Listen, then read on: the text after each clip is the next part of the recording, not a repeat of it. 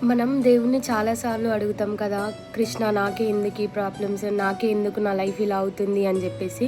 Even భగవద్గీతలో కూడా అర్జునుడు కృష్ణుడిని ఇలా అడుగుతున్నాడు. కృష్ణ నాకెందుకు ఈ పెయిన్? నాకెందుకు ఈ కన్‌ఫ్యూజన్? నాకెందుకు ఈ కష్టం అని జెప్పేసి.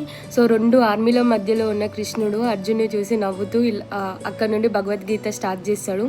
ఈవెన్ మన రియల్ లైఫ్‌లో కూడా అంతే. మనం అనుకున్నది ఏదన్నా జరగకపోయినా, లేకపోతే రిలేషన్‌షిప్ బ్రేక్ అయినా, సమ్ ఎగ్జామ్స్ ఫెయిల్ అయినా అనుకుంటాం ఇంకా నాకెందుకు ఇలా అయిపోయింది అది ఇది అని చెప్పేసి. సో అలాంటి సిచ్యువేషన్‌లో దేవుడు ఎప్పుడు మన ప్రాబ్లమ్స్‌ని ఇమ్మీడియేట్‌లీ రిమూవ్ చేయడు.